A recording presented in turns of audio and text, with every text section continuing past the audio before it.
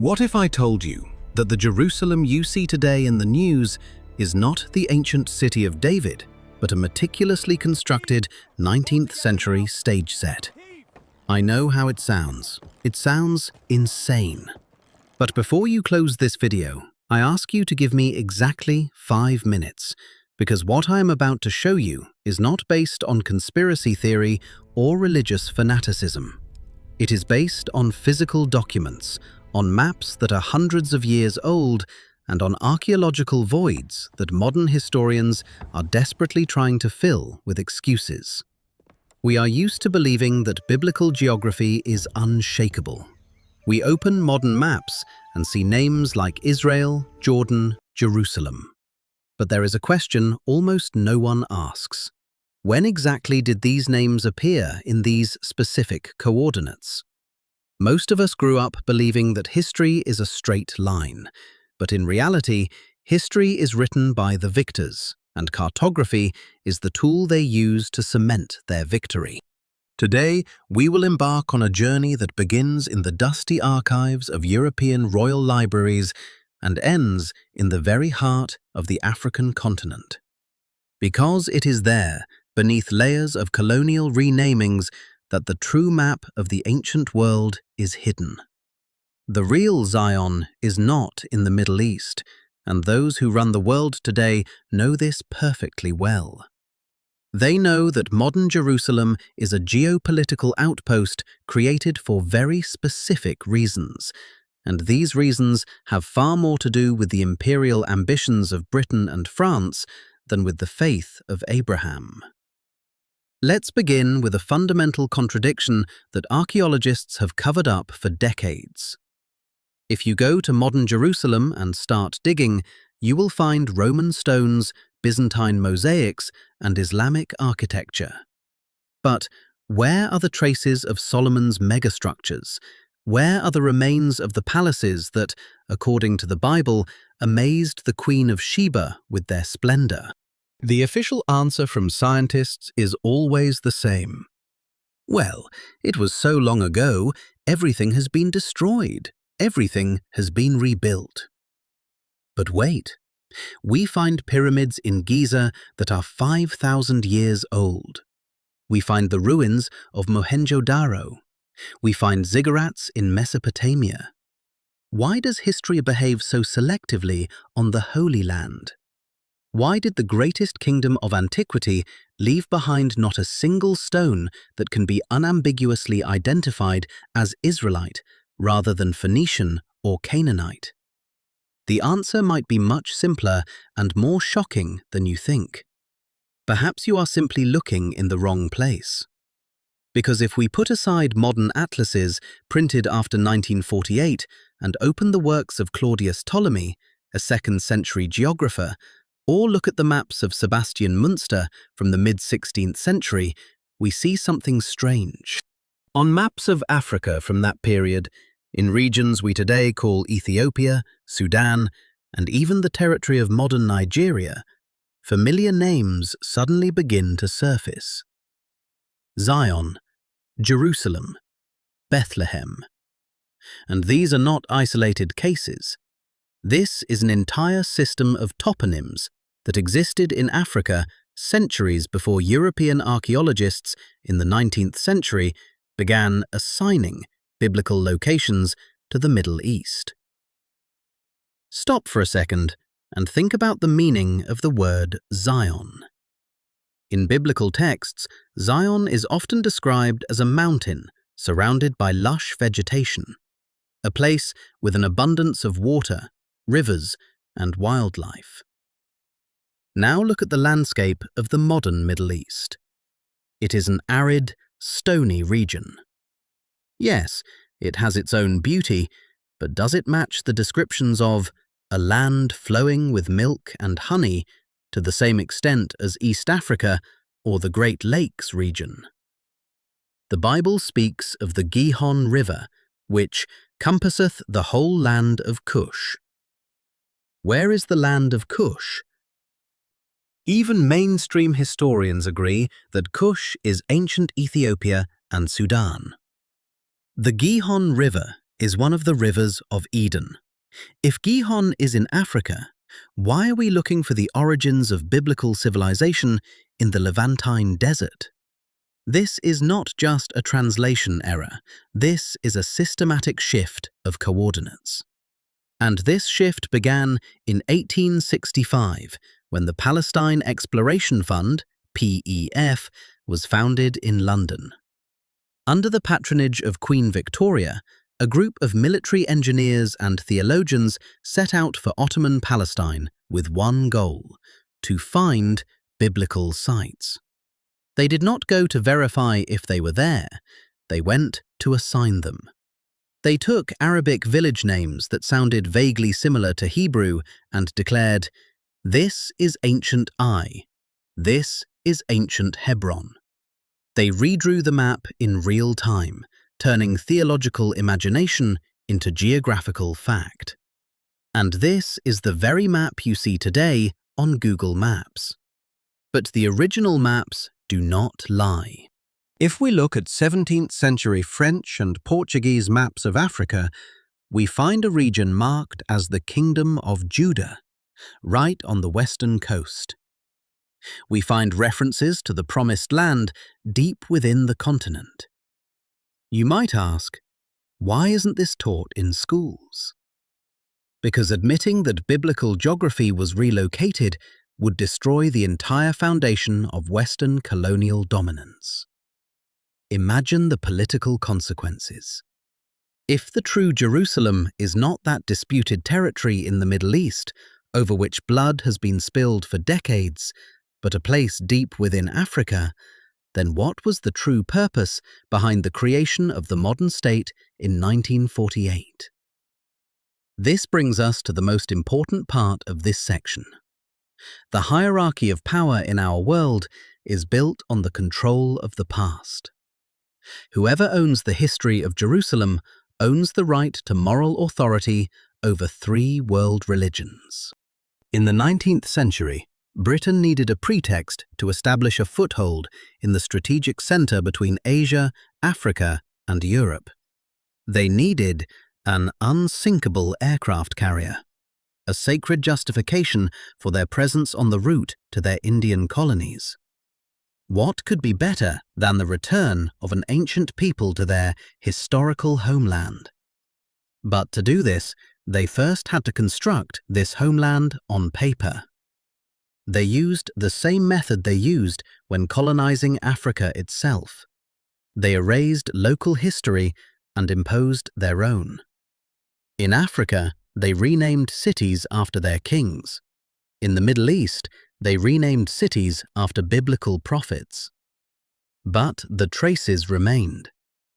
They remained in the names of African tribes like the Lemba or the Igbo, who have kept traditions identical to Levitical laws for millennia.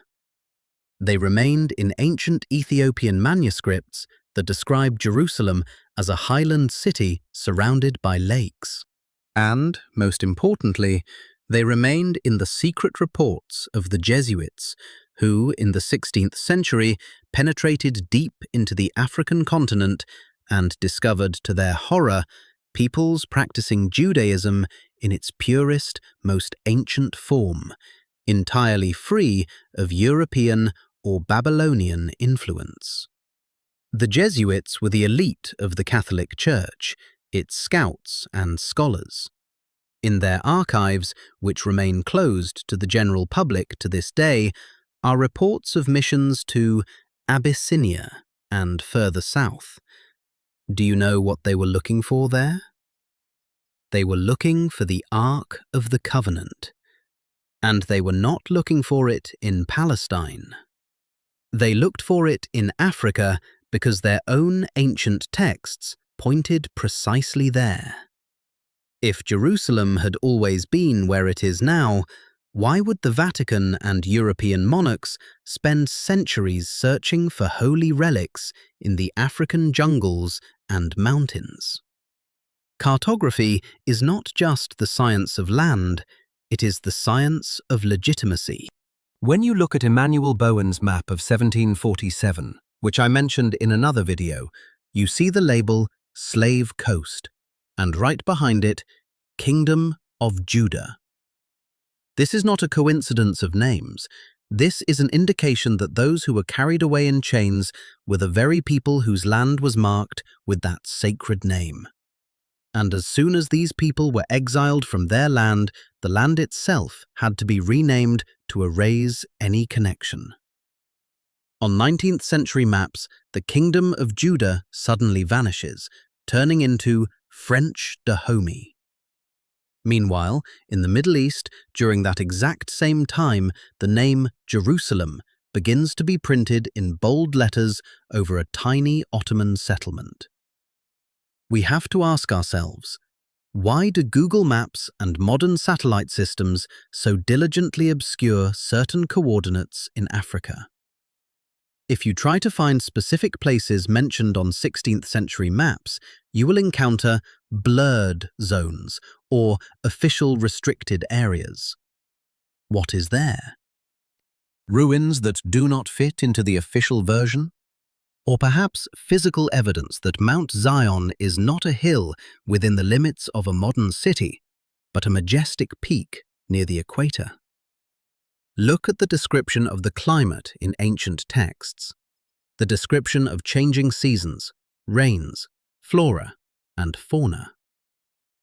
Many researchers, such as Kamal Salibi, a professor at the American University of Beirut, have already pointed out that biblical toponyms align far more accurately with the geography of the Arabian Peninsula and East Africa than with modern Palestine. Salibi caused a storm of outrage in the academic community when he published his work, The Bible Came from Arabia. He was ostracized. They tried to ruin his career.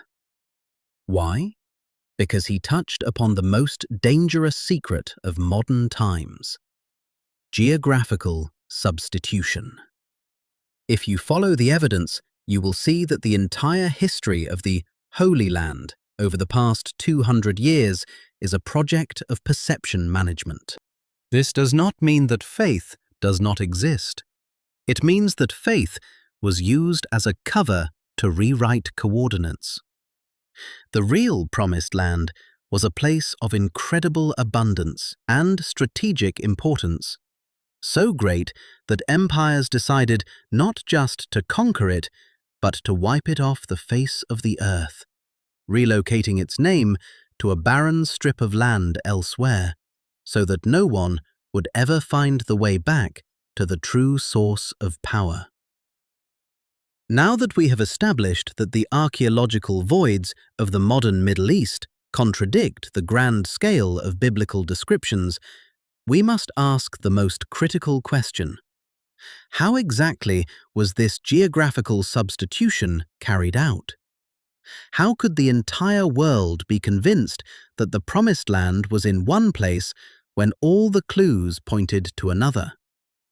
The answer lies in the most ambitious 19th century project that you have never heard about in detail. This was not an accident. This was a military operation disguised as scientific research.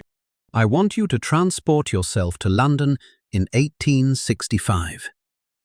At this time, deep within the British establishment, an organization called the Palestine Exploration Fund, PEF, was being created. Officially, their goal was the scientific study of the physical geography, geology, and natural history of the Holy Land. But if you look at the list of founders, you will see more than just theologians.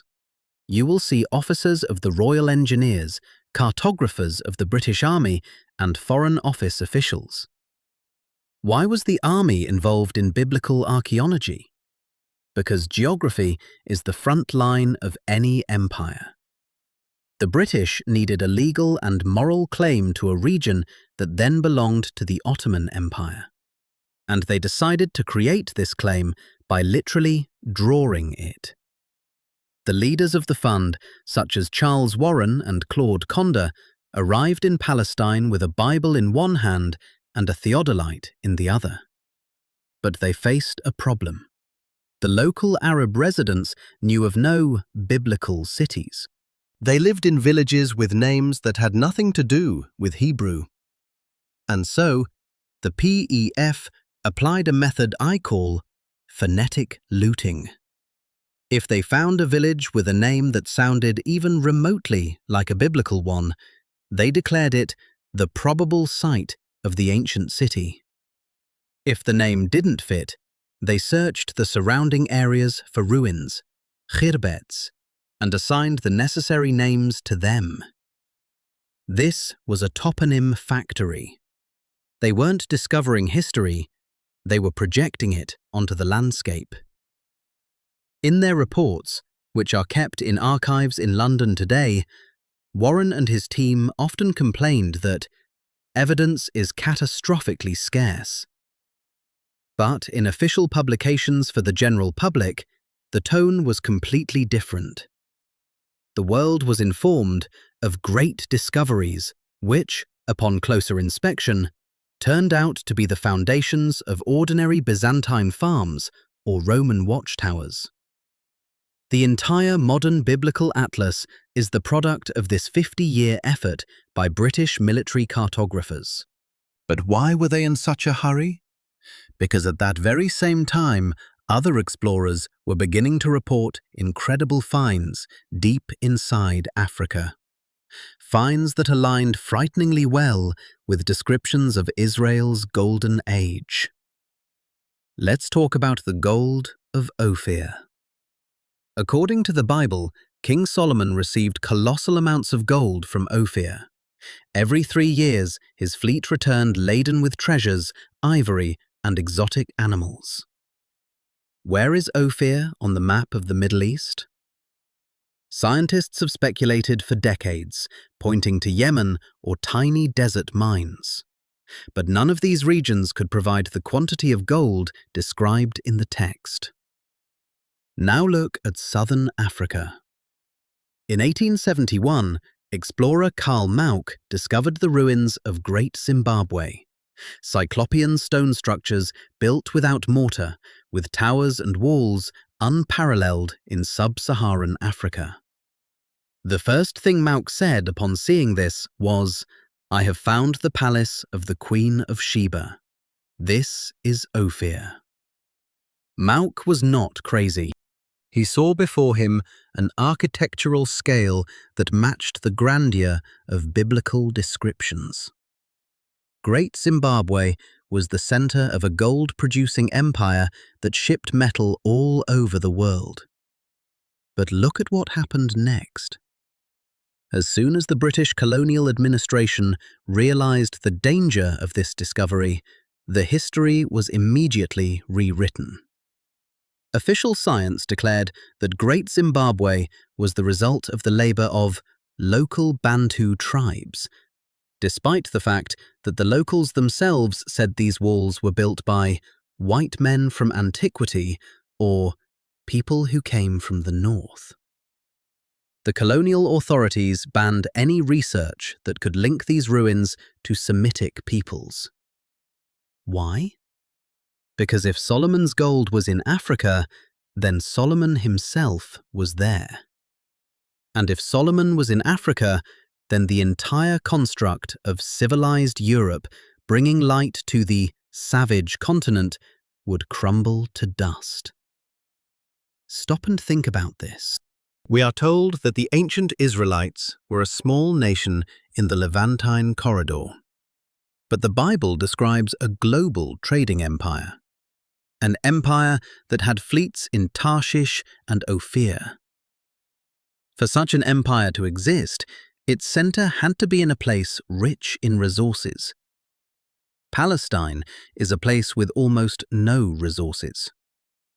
Africa is the place where the world's largest reserves of gold, diamonds, and copper are concentrated. Where is it more logical to locate the capital of a global trading powerhouse of antiquity?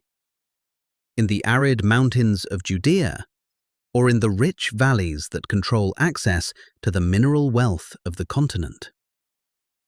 The second block of evidence is hidden in the very structure of ancient maps.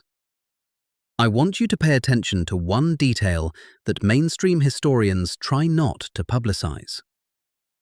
On many maps of Africa prior to the 1800s, you can find names that today are considered exclusively Israeli. For example, in Ethiopia, there is a region that for centuries was called Beta Israel. People who call themselves Jews live there, but they look African. Genetic studies show that their DNA contains ancient Middle Eastern markers that are older than those of most modern residents of Tel Aviv. But the official version states that they are converts. Why always converts? Why do we never allow the thought that they are the original and those living in the north are the derivative? Look at Abraham Ortelius's 1570 map of Africa. There, in the upper reaches of the Nile, are mountains called Montes Lunae, Mountains of the Moon. And next to them, settlements with names taken straight from the genealogies of the 12 tribes. This was not a cartographer's whim. These maps were compiled based on data from Arab merchants and local rulers. They knew who lived there. They knew that deep within Africa there were theocratic states living by the law of Moses. But when the scramble for Africa began in the 19th century, these names became an obstacle. To seize the land and turn its population into slaves, they first had to strip them of their sacred status. They had to make them pagans, savages, with no history. And this is where the project of the Palestine Exploration Fund in London and the colonial conquests in Africa connect. They stole the history of Africa and moved it to the Middle East to create a convenient myth. It was the greatest act of cultural appropriation in human history. They took the identity of an entire people, their sacred texts, and their geography, and repackaged them for their own political needs. This is why modern archaeology in Israel is so desperately searching for confirmation of what is impossible to find. They are looking for Solomon's city, where there was only a modest garrison, while the real megalithic cities of Solomon are overgrown with jungles or buried under the sands of the Sahara. Have you ever wondered why cities like Benin City in Nigeria had wall systems that exceeded the Great Wall of China in length by 4 times? Archaeologists call them local fortifications. But look at the structure of these cities. They are built on the mathematical principles of fractals, which are mentioned in ancient sacred geometries. This was a civilization of an incredible level of complexity. And this civilization had direct linguistic and ritual connections to ancient Israel. The Yoruba and Igbo tribes have hundreds of words, identical in meaning and sound to Hebrew words. But linguists call this a random coincidence. How many coincidences does it take for them to become a pattern? In 1745, French cartographer Jean-Baptiste d'Anville published a map where an area in the center of Africa was marked as Regnum Juda. By 1850, this area had completely disappeared from maps. In its place, a blank space appeared with the label Terra Incognita, unknown land. How can a kingdom be forgotten in 100 years? This is possible only in one case: if it was erased intentionally. Erased because, at that exact same time, the British press began a campaign to restore Jews to Palestine. They needed the Judah on the map to be only one, the one they could control. This leads us to the darkest aspect of this substitution: the racial question. If the original Jerusalem was in Africa and its inhabitants were African, What does that say about the legitimacy of those who today call themselves the sole heirs of this culture? This is not a question of hatred. It is a question of genetic and historical truth. The whole world has been trained to see biblical characters through the prism of European Renaissance art. We see a white David, a white Moses, a white Jesus. But if we return to the texts and the geography we are discussing, we see a completely different picture. We see a people who were scattered across the African continent, who went through the crucible of the slave trade, and who still do not know that their homeland was stolen not only physically, but also on paper. Ponder the prophecy that sounds in many books. My people perish for lack of knowledge. What knowledge? The knowledge of who they really are and where their land is. Today, when you look at the conflicts in the Middle East, you see a struggle for land that was designated holy by Victorian-era military cartographers. This is a tragedy of epic proportions. Millions of people pray, facing a city that is merely a historical duplicate, while the true shrines are desecrated or forgotten. But why make such titanic efforts to deceive? Why build an entire, new, old city in Jerusalem?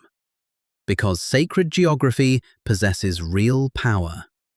Whoever controls the center of the world controls the spiritual compass of humanity. If people found out that the promised land is Africa, the entire hierarchy of the modern world would turn upside down.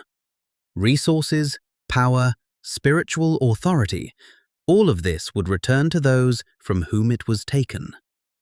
And that is why Google Maps will never show you what Emmanuel Bowen saw in 1747. We have come to the most dangerous section of our investigation, to that final layer of truth that will make you rethink not only history, but the very structure of the modern world order. Why, despite the abundance of old maps and evidence, does this information remain locked in academic vaults or ridiculed as fringe? Because geography is not just lines on paper, it is the right to power. And if we admit that the center of the biblical world was in Africa or the southern Arabian Peninsula, we will have to admit that the entire edifice of modern geopolitics is built on a foundation of lies. Let us turn to the most mysterious document that has ever fallen into the hands of researchers: the secret Jesuit atlases of the late 16th century. These people were not just priests, they were the architects of New World knowledge.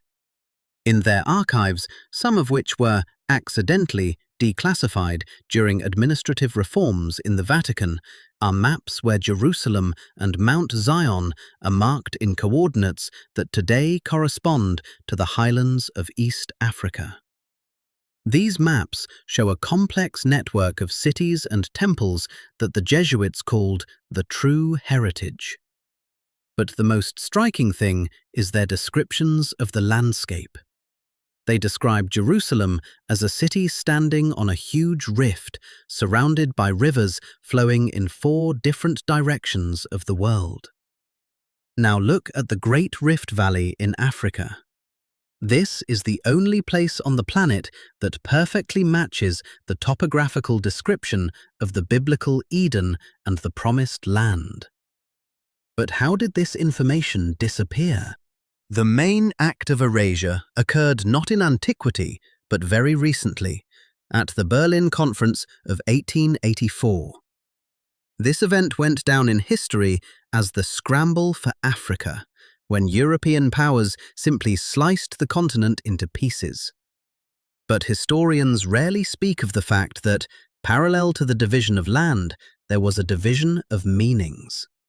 Every renaming, from the Kingdom of Judah to Dahomey and Benin, was a surgical operation to remove sacred memory. Britain, France, and Belgium were not just seizing resources, They were dismantling the sacred map of the world. They knew that if the African population retained their identity as direct descendants of the ancient Israelites, colonization would be impossible. You cannot enslave a people who understand themselves as the sacred source of civilization. Therefore, the name Judah was erased from the shores of the Gulf of Guinea, and in its place, colonial labels arose, turning people into commodities. And here we return to the 1948 project. Why was it decided then, after the conclusion of the greatest tragedy of the 20th century, to force the creation of a state in the Middle East? Because empires needed to close the issue once and for all. By creating modern Israel in the Levantine corridor, they created a physical anchor for a new, fake geography. From that moment on, anyone who pointed to Africa as the homeland of biblical events automatically became a madman or a heretic. After all, there is Jerusalem. You can touch it. It was a genius move to create a material copy to hide the original. This New Jerusalem became a geopolitical fortress of the West, controlling oil flows and dividing the Islamic world. But its spiritual foundation remains shaky because the ground beneath it does not remember the footsteps of Abraham. But modern technologies have begun to fail in the censorship system. Over the past 10 years, satellite archaeology and LiDAR technology have discovered structures under the sands of the Sahara and in the jungles of Central Africa that should not be there. In the Mauritania region lies the Rishat structure, known as the Eye of the Sahara.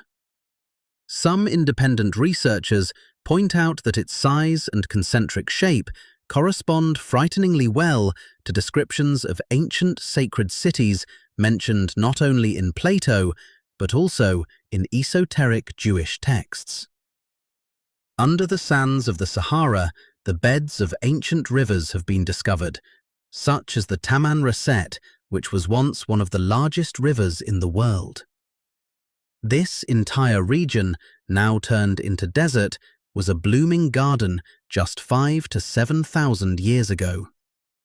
It was there, and not in the narrow strip between Lebanon and Egypt, that the pastures of the patriarchs were located. Think about it. Why are DNA tests in modern Israel so strictly regulated? Why does the state interfere with a person's private desire to know their roots? The answer is simple. Genetics is the last bastion that can expose the great substitution. If tests show that the indigenous population of West and East Africa, as well as their descendants in the Americas, carry markers identical to the genetics of the people who lived in Jerusalem 2,000 years ago, then the legitimacy of the region's current inhabitants will vanish. Professor Shlomo Sand of Tel Aviv University, in his book The Invention of the Jewish People, directly states that modern Jewish identity is a 19th century construct created for nation building. He proved that the exile of the 1st century did not happen in the way it is described to us. There was migration and assimilation, while the true blood carriers went south, deep into the African continent, away from the Roman legions. So why is the true promised land not where we think? Because the truth is too expensive. Admitting Africa is the Holy Land means admitting that the last 500 years of history have been a period of systematic genocide and plunder of the true heirs of the covenant. It means that the wealth of the Vatican, London, and Paris are trophies stripped from the bodies of a people whose geography they stole. That is why they continue to build archaeological stage sets in the Middle East, digging deeper and finding only emptiness. I urge you to do one thing. Stop looking at the map through the eyes of the colonizers. When you see Kingdom of Judah on the 1747 map, do not let them tell you it's a mistake. When you read descriptions of Zion as a place of many waters, do not believe those who point to the dry stones of the Levant. The history you knew is a prison for your mind, and geography is the walls of that prison. But once you realize where the center of the ancient world really was, the walls will collapse. We live in an era of great disclosure.